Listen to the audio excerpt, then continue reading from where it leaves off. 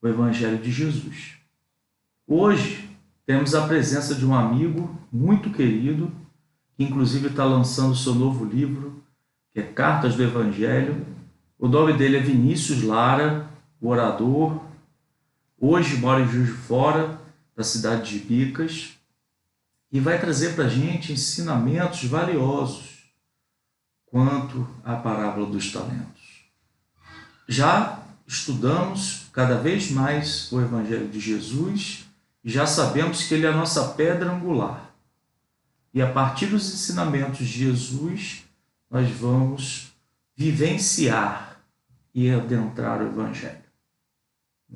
Isso está lá no Evangelho segundo o Espiritismo. Então, a partir desses conhecimentos, a partir da doutrina de Jesus e a partir do Evangelho, a gente vai começar a estudar. Então, já estamos aqui com o nosso amigo Vinícius, que vai trazer para a gente essa parábola incrível, que é a parábola dos talentos, para que a gente possa estudar um pouco com ele como liberar as competências, liberar os talentos, as habilidades e tudo que há dentro de nós. Então, meu amigo, seja bem-vindo. Muito obrigado.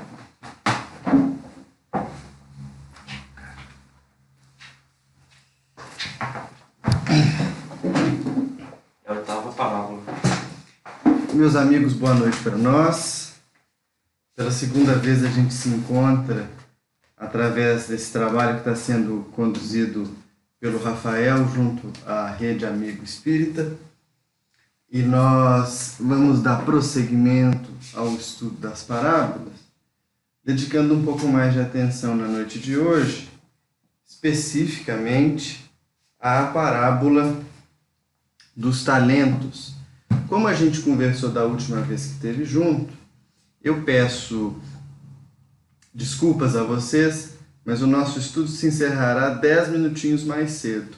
Ao invés de irmos até às 20, nós vamos até às 19h50, devido a um compromisso que a gente tem noutra casa espírita aqui na cidade. Bem, nós vamos dedicar atenção a uma parábola que, assim como a do semeador, que foi aqui nos coube no último encontro, é bastante conhecida de quase todos nós. Quando a gente pensa nos talentos, é aquela história que vira e mexe, aparece, seja num grupo de estudo, seja numa reflexão, numa palestra pública ou em outro contexto da casa espírita. Se a gente vai buscar referência do texto no Novo Testamento, nós vamos encontrar dois evangelistas que relatam algo semelhante.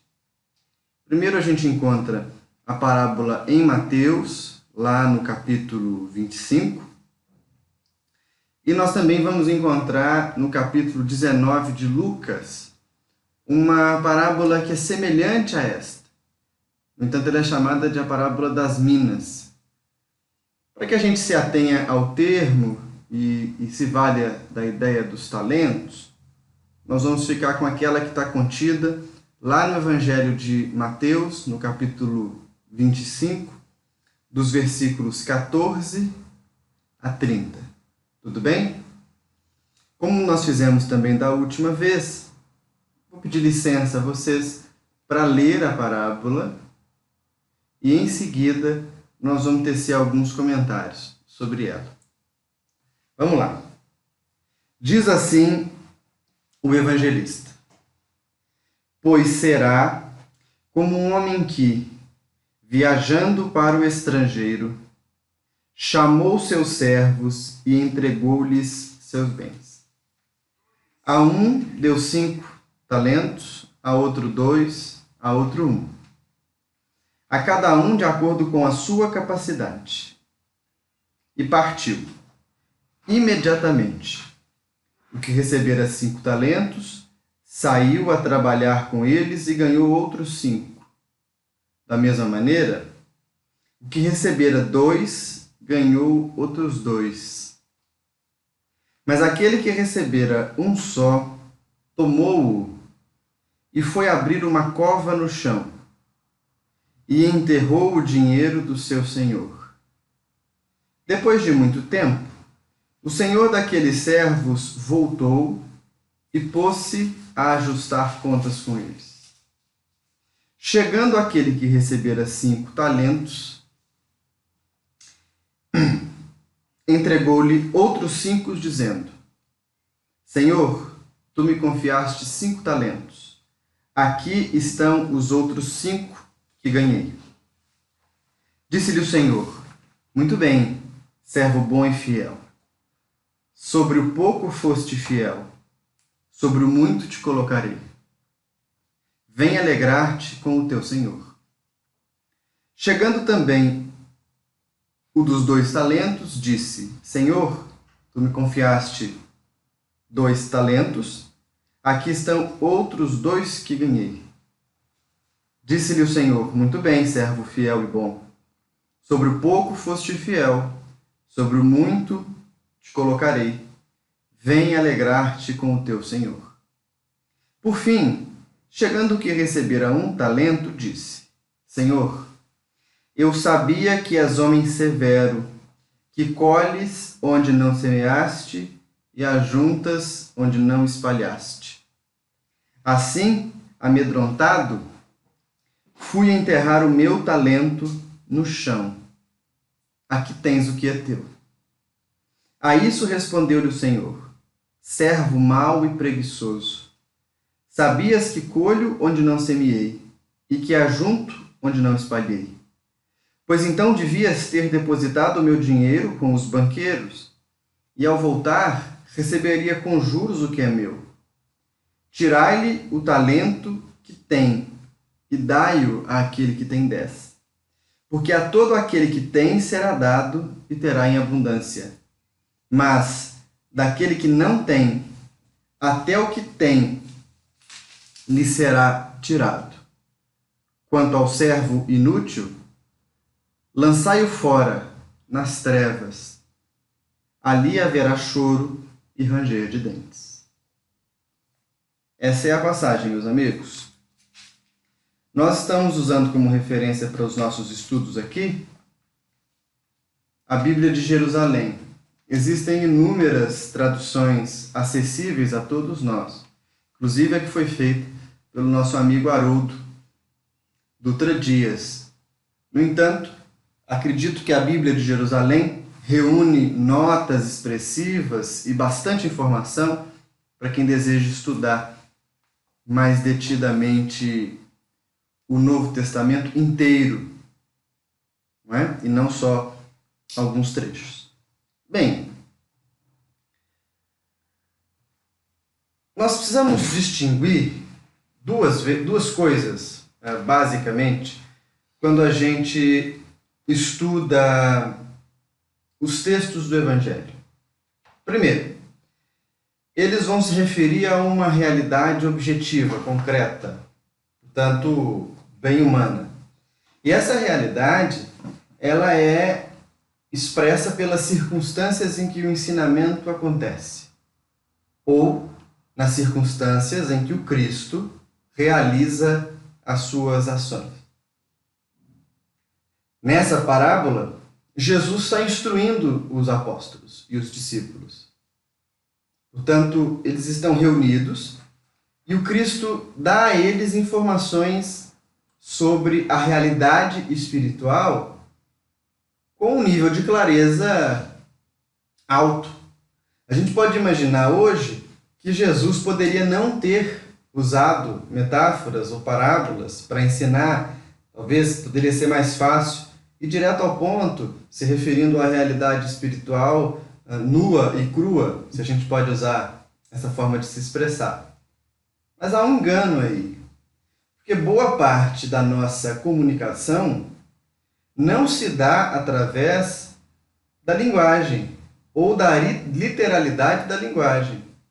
Quando a gente quer ensinar alguma coisa para uma criança, uma coisa mais elaborada do que ela consegue alcançar, nós não vamos dar para ela um curso de física newtoniana, nem vamos explicar mecanismos psicológicos elaborados das escolas mais diversas. Não, nós vamos passar para essa criança o ensinamento que a gente quer dar através de uma história, através de um conto, através de uma alegoria que faz com que ela apreenda o sentido profundo, no entanto, sem precisar se valer de conceitos, categorias e normas técnicas dessa ou daquela estrutura de pensamento. Então, esse é o primeiro nível de análise dos textos que a gente tem que fazer. Jesus estava ensinando aqui.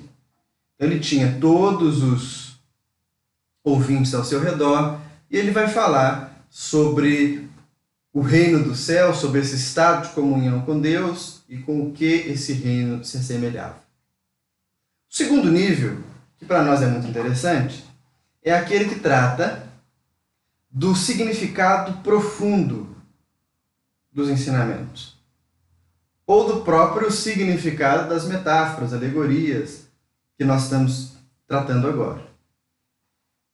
Perceber o que é a espinha dorsal do ensinamento do Evangelho ajuda-nos a abrir a ostra e encontrar a pérola.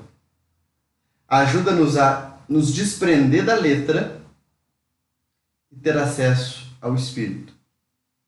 E por que isso é tão importante? No nosso entendimento, a parábola em questão está se referindo a um grande problema que visita a maioria de nós que somos praticantes espirituais. Talvez você me ouça e me assista sem ser necessariamente espírita, mas ainda assim, essa parábola possui uma abrangência maior do que aquela que a gente pode ver dentro ou da Igreja Católica ou do Espiritismo apenas. Porque ela trata de uma ideia que nós podemos chamar de materialismo espiritual. Esse conceito não é criação nossa. Ele foi cunhado por um grande lama, por um grande mestre tibetano que viveu no Ocidente, de conduta muito polêmica, chamado Shogyen Trungpa, ou Trungpa Rinpoche. E ele, com muita lucidez e com uma crítica precisa, apresenta a ideia do materialismo espiritual em oposição à prática espiritual genuína. Toda vez que a nossa conduta simula virtude, simula preocupação, simula lucidez, mas em realidade alimenta um sistema de pensamento materialista, terra-terra, para a gente usar essa expressão, a gente não está praticando espiritualidade, a gente está praticando materialismo espiritual. Qual que é o resultado disso? Do ponto de vista da libertação, da emancipação da consciência, do ponto de vista da nossa aproximação com Deus, é quase zero. Quando a gente faz um estudo contemporâneo de sacerdotes de outras religiões, e aí nós tivemos alguns amigos que eram padres católicos, é muito marcante a presença da síndrome de Burnout, por exemplo, entre os sacerdotes, por excesso de trabalho, excesso de compromissos, excesso de responsabilidades, que ao invés de libertar o espírito, prendem. Da mesma forma, quando a gente assume na casa espírita a tarefa todos os dias da semana, quando a gente não se compromete em cuidar daqueles compromissos com a família, com o trabalho, com a sociedade, em nome de uma prática espiritual excludente e exclusiva, isso não é espiritualidade genuína, isso é materialismo espiritual. E a gente pode se sentir até um pouco arrepiado de tratar dessas questões, porque normalmente há um senso de pureza ou uma vontade de parecer puros em nós que se transforma na grande inimiga da nossa emancipação, nosso amadurecimento. E tudo isso que eu estou falando para vocês agora está presente aqui na parábola. Na verdade, é exatamente isso que está acontecendo na parábola. Então, o primeiro ponto que eu gostaria de destacar na nossa análise dessa noite é para quem se dirige Jesus quando está dando esse ensinamento. Com quem que ele está falando? O mestre está falando com praticantes espirituais recém-ingressados na senda da iluminação. Começaram a fazer os seus estudos e as suas práticas, que começaram a ver sentido no caminho espiritual, começaram a escolher fazer e agir diferente no mundo. Alguém pode nos objetar dizendo: mas Vinícius, mas a evolução se dá independente do caminho espiritual, ela se dá independente da religião. Só da gente estar no mundo a gente progride, não é? Você está certo, você está certa. No entanto, quando a gente se vincula a uma prática espiritual, seja ela qual for, acontece como se nós pegássemos um veículo que nos facilita uma viagem mais longa. É certo que você pode ir daqui de Juiz de Fora, em Minas, até Salvador a pé, embora isso não seja aconselhável. Você pode usar um carro, pode usar um ônibus, pode usar um avião. Conforme o veículo, o tempo, o desgaste da viagem vão mudar. Percebem? Então, esse é o ponto. Jesus está se referindo a nós, que somos praticantes neófitos, estamos recém-ingressados no caminho espiritual, que estamos descobrindo as verdades do Espírito. E é como se ele se preocupasse com a nossa conduta diante desses ensinamentos. Sabe como que a gente descobre que Jesus está se referindo a esse perfil de mente ou de pessoa? Quando ele usa como alegoria para a parábola a figura do servo. E não faz referência à imagem do filho.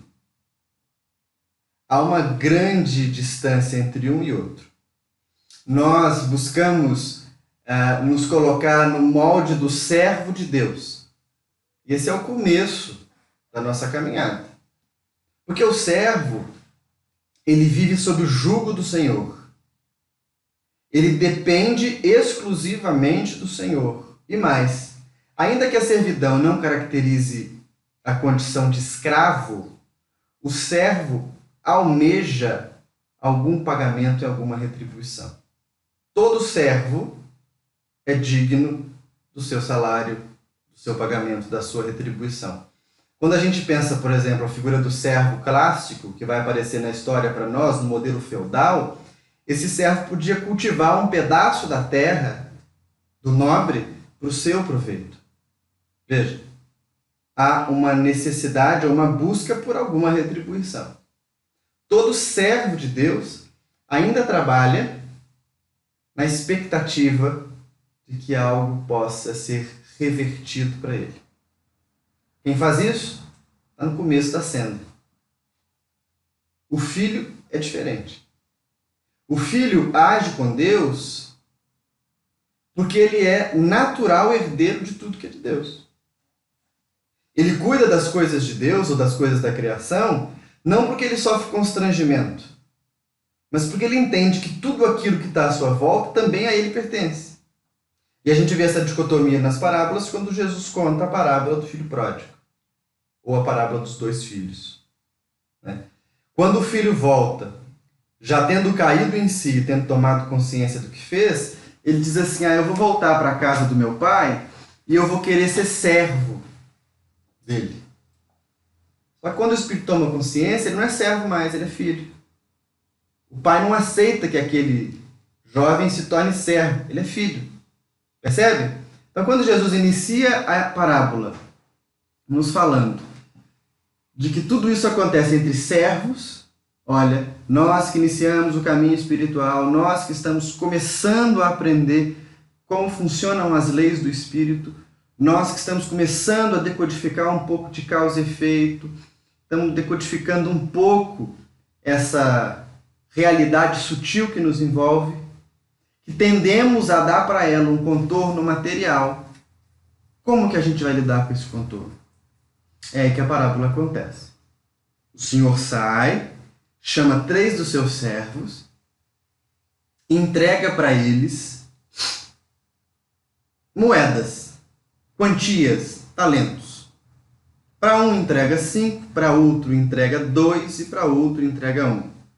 O que recebeu 5 ganha outros 5, o que recebeu 2, outros 2, mas o nosso foco nesse momento ainda deve ser naquele que recebeu um só. Porque vejam o que ele faz. Ele tendo medo do Senhor, porque acha que o Senhor é severo, ele cava um buraco no chão e enterra o tesouro que recebeu. Essa postura ela é autoexplicativa, meus amigos. Ainda que nós não tenhamos entrado ainda nos detalhes que nos demonstrem quem é esse Senhor, quem são esses servos, ou quem é o servo, e o que é o talento, quando a gente pega a imagem de você enterrar na terra, cavar um buraco e enterrar o talento, o que ele faz com esse tesouro? Ele aproxima o máximo possível do mundo material. Ele pega um tesouro e coloca na terra. Um gesto de materialização por medo. E aí o que acontece? Nós acreditamos que o Senhor é severo, que o Senhor é mau, o Senhor nos assusta. Por que o Senhor nos assusta? Ou melhor, a quem o Senhor assusta? A quem olha para ele e o vê como servo. Não a quem o vê como pai. A relação do pai e do filho, mais uma vez, é bastante diferente. Feito isso, tendo pego esse dom, tendo pego essa fortuna enterrado, passado muito tempo, eis que o Senhor volta e chama todos eles à prestação de contas. O que é prestação de contas? Em outras religiões, talvez possa se imaginar o próprio juízo final ou algo que o valha. Nós, no Espiritismo, não temos essa leitura e não cremos em um juízo final. Não há outra prestação de contas que não a própria lei de causa e efeito, ou a relação que nós estabelecemos com a lei de causa e efeito. E aí Jesus dá uma chave da lei para nós. Vocês já repararam que aqueles dois que acertam, que multiplicam o talento, eles passam muito rapidamente pela parábola? Eles simplesmente são agraciados, recebem os parabéns, são convidados para gozar a alegria do Senhor, mas a maior parte do texto trata daquele que enterrou. Por quê? Porque naqueles que fizeram multiplicar o tesouro, Jesus dá a chave da lei de causa e efeito. Como que a gente lida com a lei de causa e efeito? É o Senhor que recebe os servos operosos e diz para eles assim: bom servo, foste fiel no pouco, te colocarei sobre muito. Isso é a lei de causa e efeito. Percebe? Toda lei de causa e efeito se relaciona, ou melhor, se estrutura sobre o modo como nós nos relacionamos com as circunstâncias externas e internas da nossa vida. Foste fiel no pouco, te colocarei sobre muito. Não há equívoco possível. As leis espirituais são infinitamente mais claras e objetivas do que as leis humanas.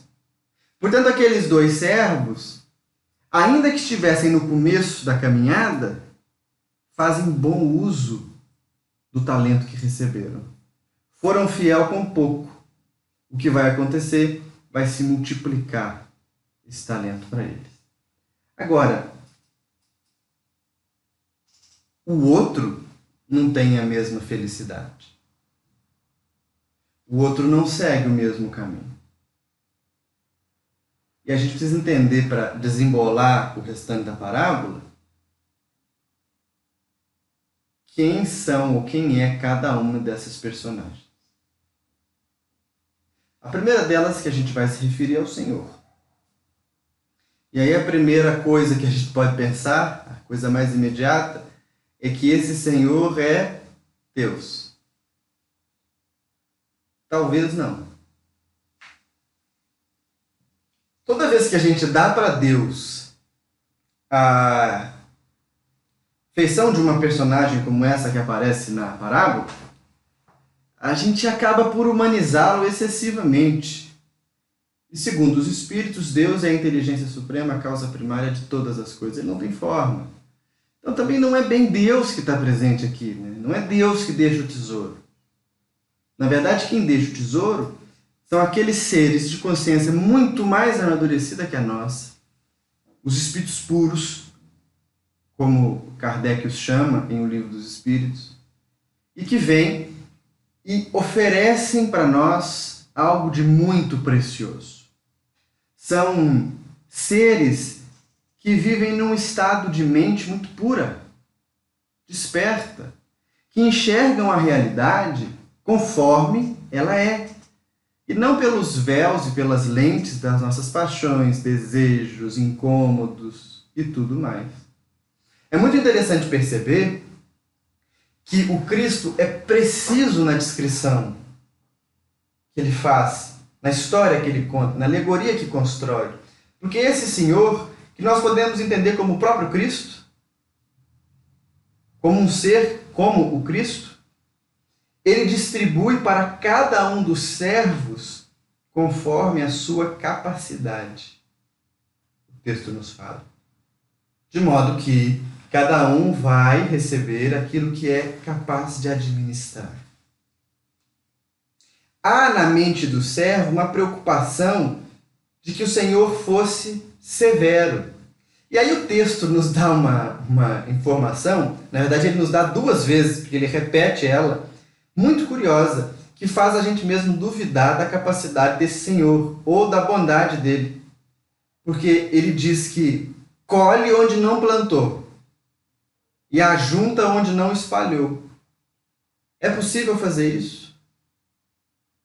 Como é que nós podemos pensar em colher onde não foi semeado, meus amigos? Vê como é que a parábola vai se desdobrando, né? Ela vai se transformando numa imensa coxa de retalhos. Se nós compreendemos que há uma realidade que transcende a matéria, se nós compreendemos que os espíritos puros, aqueles que estão na condição que nós podemos chamar de Senhor, são aqueles que não sofrem influência mais da matéria, que já estão acima da lei conforme nós a conhecemos, esse trechinho da parábola está dando a chave para nós, para a gente entender, não que esse Senhor é um psicopata, mas que a lógica de relação dele com o mundo é diferente da nossa, é mais elevada, é baseada em outros princípios. Quando a gente busca na literatura espírita referências sobre o Espírito Jesus,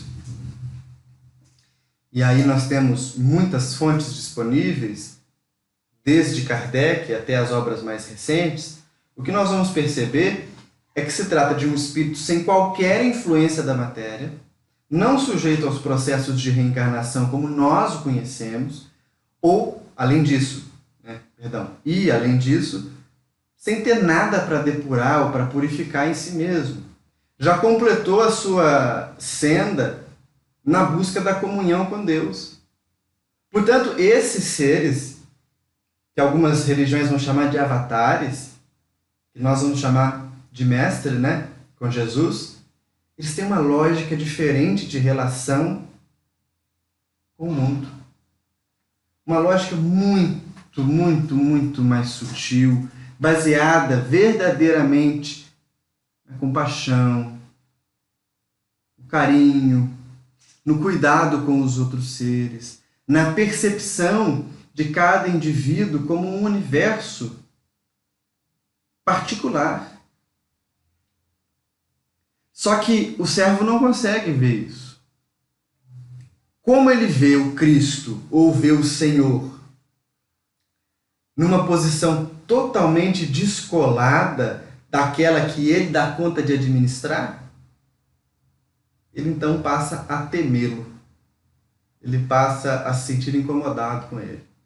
Não sei se vocês se lembram da famosa carta de Públio Lentulus que descreve Jesus, e aí nela o autor diz que o semblante do Cristo tem algo diferente.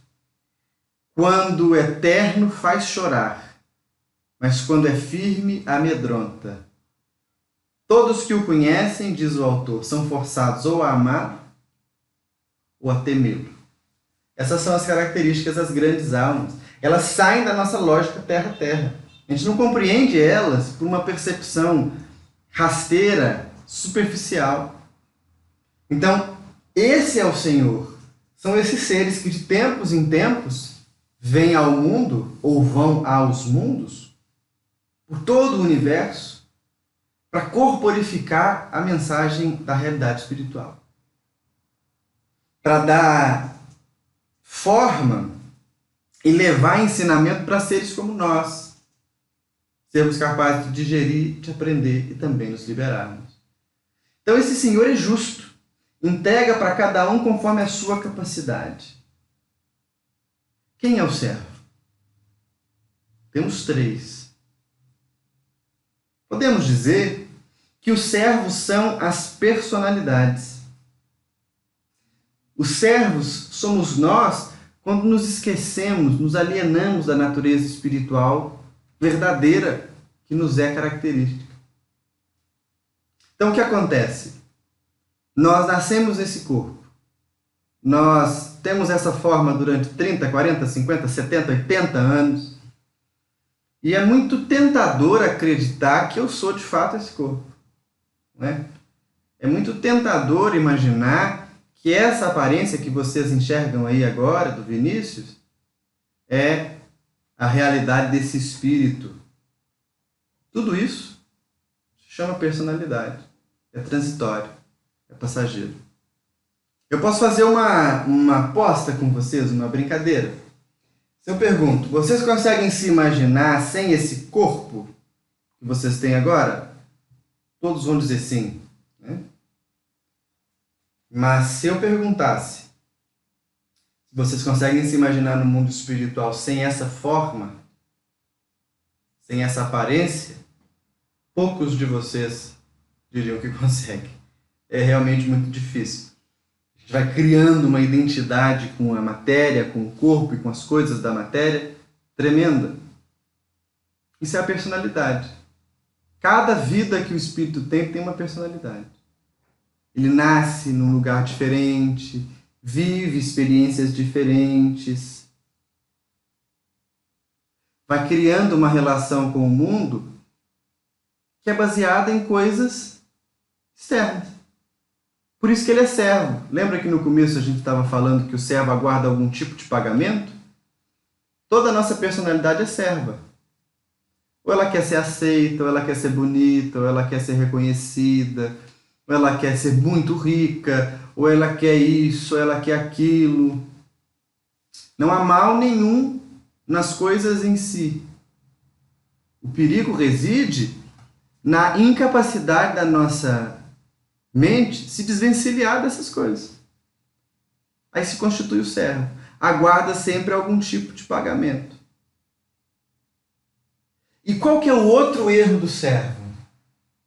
Porque se o Senhor é a alma iluminada, se o servo é a personalidade, se o servo não compreende o Senhor, o que ele faz? Ele acredita que o Senhor vai lidar com as coisas do mundo conforme ele lida. Ele acha que a função do Espírito iluminado é cuidar das coisas horizontais da matéria. Como se a matéria fosse finalística para os espíritos superiores ou espíritos puros. Aí mora o nosso equívoco. Há pessoas que pedem tudo para Jesus, desde trocar de carro, arrumar emprego, ou que um político A ou B ganhe a campanha eleitoral. A rigor, esse comportamento vale muito mais para treinar a sua própria mente que pede do que para, de alguma forma, influenciar Deus ou influenciar os espíritos superiores. Por quê? Porque a preocupação desses seres não é com as nossas questões materiais mais concretas. Muito pelo contrário. O objetivo é que a nossa mente alcance a liberdade.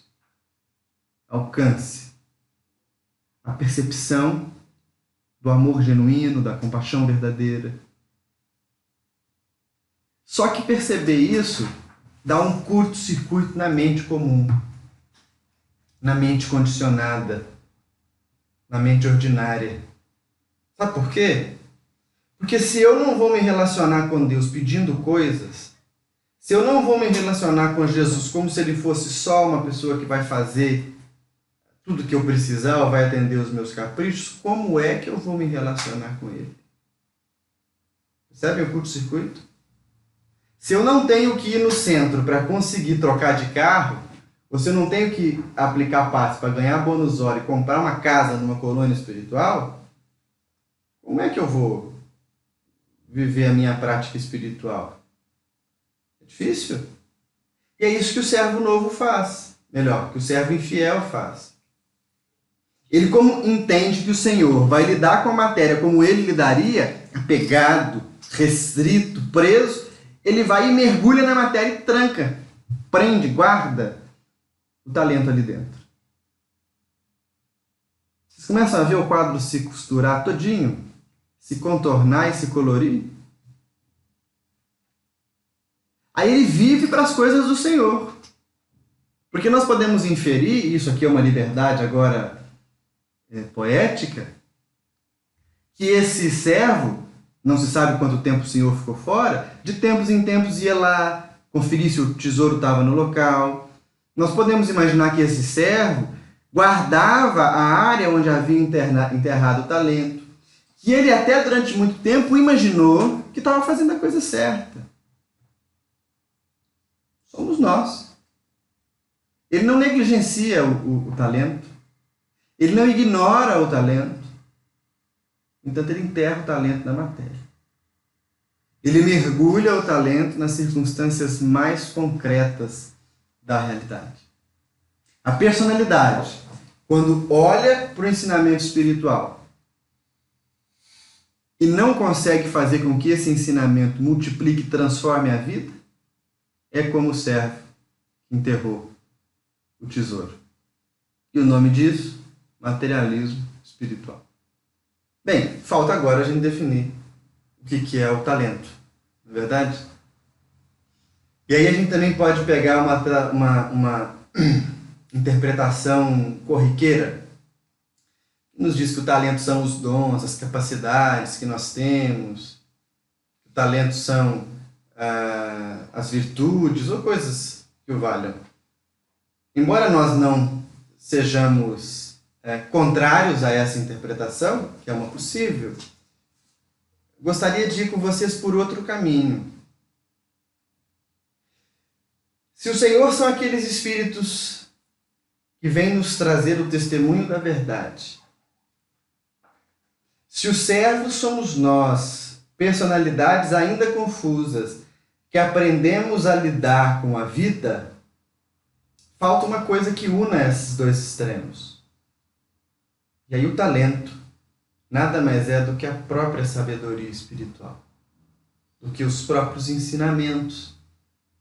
Esse talento são as oportunidades ou as experiências que se tem de travar contato com a realidade espiritual. E aí vejam como é que muda completamente a nossa interpretação. Porque há pessoas que recebem um ensinamento e o multiplicam. Há outras que recebem ainda uma parte menor e o multiplicam. Mas há aquelas que infelizmente recebem um ensinamento espiritual precioso e se sentam sobre ele. Repetem aqui e ali, tem um ensinamento, ele é fantástico. Gosto muito desse ensinamento, ele é precioso, é um tesouro da minha alma, mas ele não se multiplica.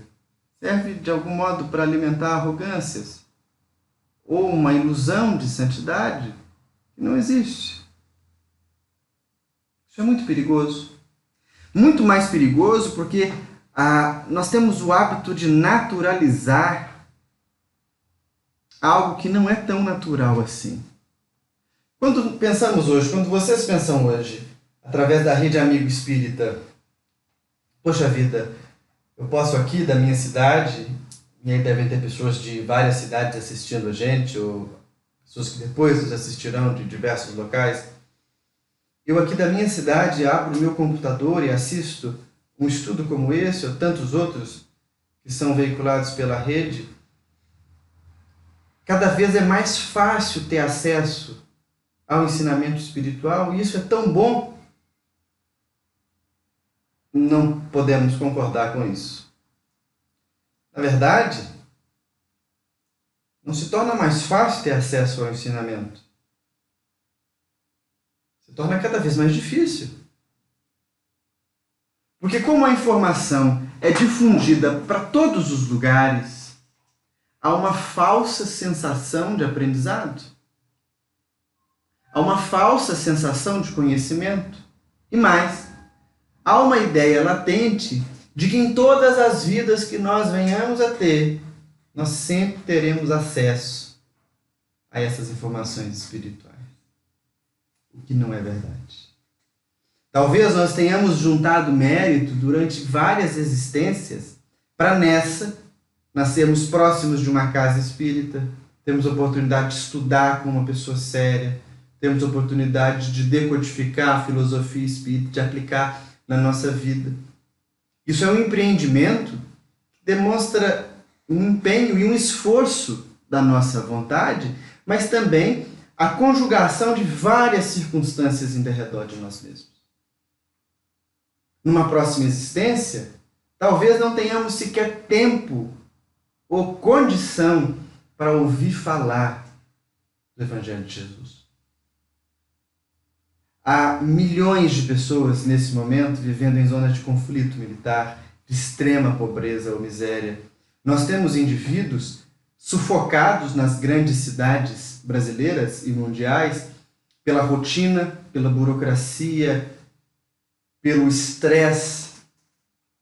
Nós temos indivíduos totalmente limitados por doenças de toda ordem e que dariam tudo para poder se deslocar por alguns metros ou quilômetros, chegando a uma casa espírita para ouvir ensinamentos e poder praticá-los. Esse é o tesouro. Esse é o tesouro. Não há outro. E é com esse tesouro que a gente pode fazer com que a nossa jornada progrida ou estacione. Entende? É com esse tesouro que a gente ou vai à frente ou continua estacionado. Há por aí uma ideia estranha de que basta que nós leiamos os livros para que o conhecimento entre na nossa cabeça. Isso é uma tremenda bobagem. Porque os livros são importantíssimos. Talvez ocupem uma parte considerável da nossa jornada.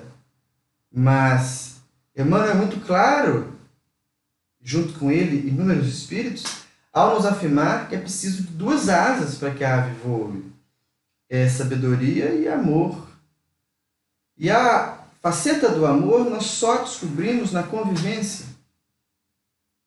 Portanto, há ensinamentos espirituais, há visões de mundo que a gente só vai adquirir convivendo com pessoas que já têm. Podendo trocar experiências, podendo ouvir, podendo tocar, podendo conversar despretensiosamente. Podendo desconstruir esse modelo, às vezes, de alguém que ensina e de alguém que aprende, gozando de uma comunhão unicamente humana, de experiências. E isso só se faz de pouco em pouco. Por isso que o Senhor distribui os ensinamentos, os talentos, conforme a capacidade do servo em administrá-lo.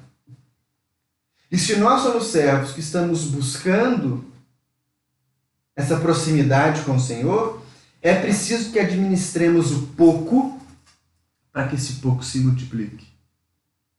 É preciso que cada ensinamento que a gente ouça, cada livro que a gente leia, cada atividade em que a gente participe seja única, ou sejam únicos. É preciso que a nossa abertura para um estado de não violência, para um estado de entendimento, de passividade. Passividade talvez não seja uma boa palavra, né? Um estado de paz seja genuíno. É a única forma da gente romper com tudo esse problema e caminhar para outros estados, né? Que Jesus vai se referir em outras parábolas, como a do próprio filho pródigo. Daí, se você está buscando ensinamento espiritual, você está assistindo a gente pode pegar essa parábola e aplicar a você. Já é um estudante, já é alguém que tem feito as suas reflexões, está ouvindo o que eu falei e disse assim, eu não concordo com o Vinícius. Eu preciso meditar sobre um ponto que ele está falando, porque eu acho que ele está se confundindo e eu vou fazer essa meditação. Não para provar para ele, mas para que eu tenha a certeza. Recebe 5, multiplica. Daí você ainda não é um estudante muito assíduo, nem determinado, está ouvindo esse estudo por alguma causalidade, chegou num grupo de WhatsApp ou através do Facebook, e aí de todas as coisas que a gente está falando aqui, algumas te chamaram a atenção e você disse, olha, eu quero mergulhar nisso. E daí você vai então buscar uma casa espírita ou vai mandar um e-mail pro Zé Aparecido para a gente tentar ter contato. Recebeu 2 e vai multiplicá-los. Mas daí você está simplesmente lavando louça e está com o YouTube ligado e seu filho passou brigando com você porque queria janta e talvez não tenha, e você sai do ensinamento para brigar com seu filho, no fim diz assim, nossa, eu ouvi uma palestra hoje tão boa, recebeu um talento e sentou nele para brigar com o filho. É isso que Jesus está falando para nós. Percebe? E aí a gente vai para o fim, que é a síntese. A síntese que é interessante, porque todo aquele que tem, será dado e terá em abundância. Mas daquele que não tem, até o que tem lhe será tirado. Não é assim com a sabedoria e com o ensinamento espiritual? Quanto mais a gente adquire proximidade com o Evangelho, mais o Evangelho se abre para nós. Por outro lado, quando a gente tem um pouco de sabedoria, mas ela não está consolidada, e a dor se manifesta arrasadora, perdemos a esperança. Perdemos tudo que temos. E esse Senhor propõe uma punição para o servo. Ele diz assim, quanto ao servo inútil, lançai-o fora nas trevas, ali haverá choro e ranger de dentes. A gente pode pensar, meu Deus, mas esse Senhor é uma criatura tenebrosa. Primeiro ele colhe onde não plantou e agora mandou jogar o homem lá fora, no escuro, nas trevas. Por quê? Porque esse é o único caminho para a alma iludida. Arnaldo Rocha, um amigo querido de Belo Horizonte, marido de Meimei, na última encarnação, ele dizia uma coisa muito interessante. Para a alma iludida, só o tempo e a dor. Quando o servo recebe o ensinamento, ou melhor, quando a personalidade recebe o ensinamento e não sabe administrá-lo, esse ensinamento se perde. Quando o ensinamento se perde, não transforma a visão de mundo. E sem visão de mundo, o que sobra? Trevas exteriores. O que são as trevas exteriores? A vida sem perspectiva de realidade espiritual. Kardec chamava isso de materialismo. E a gente volta, mais uma vez, para a ideia de materialismo espiritual. Sem uma noção mais clara da nossa natureza, sem uma relação um pouco mais íntima com a sabedoria espiritual, é muito difícil lidar com as transformações da vida. É muito difícil lidar com a impermanência, lidar com o medo, lidar com a dor. Por isso, nas trevas exteriores, onde não há iluminação, há muito pranto e ranger de dentes. Só há pranto e ranger de dentes. E vejam, não é porque há uma punição que é criada para isso, não. No Evangelho de João, o evangelista registra algo impactante. Porque o Senhor enviou seu Filho unigênito ao mundo. Mas os homens escolheram amar mais as trevas do que a luz. E por isso foram condenados. Olha que coisa forte. Quando nós não nos aproximamos da verdade espiritual, o que sobra para nós é a pressão e a influência da matéria. Só que a matéria está sujeita à destruição, está sujeita à impermanência, está sujeita a uma série de coisas que machucam muito a mente distraída. Muito, muito, muito, muito.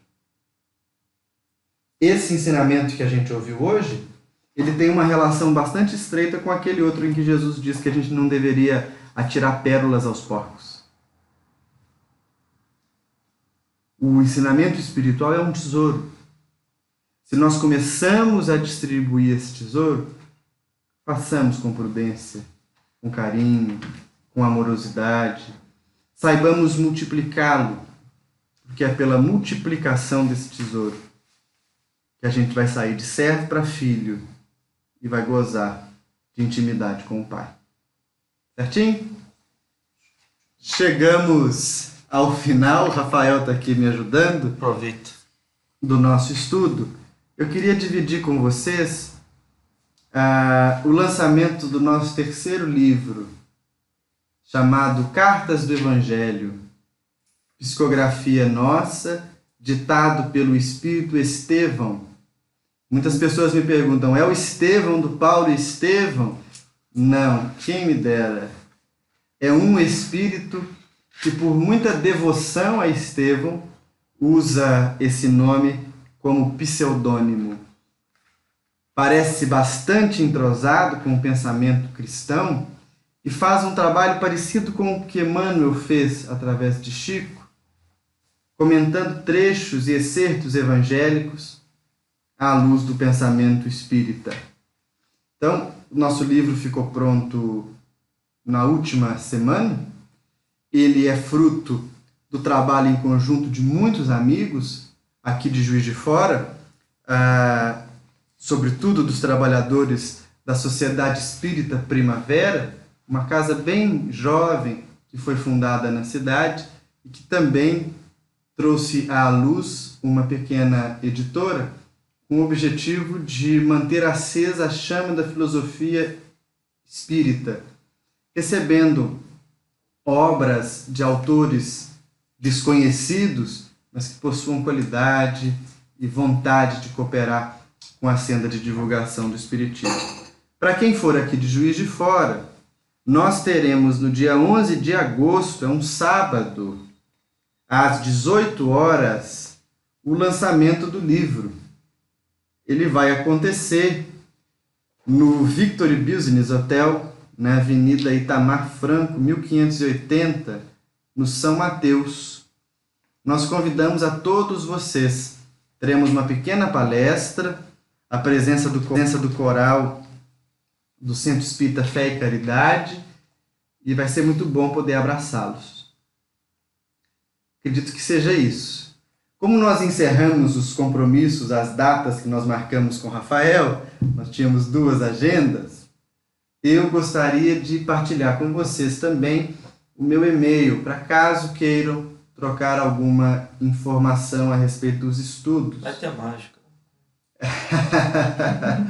É Vinícius com U, .lara, @yahoo.com.br. demoro para responder, mas respondo a todos, tá bom? Um beijo grande no coração de vocês. Deus os abençoe.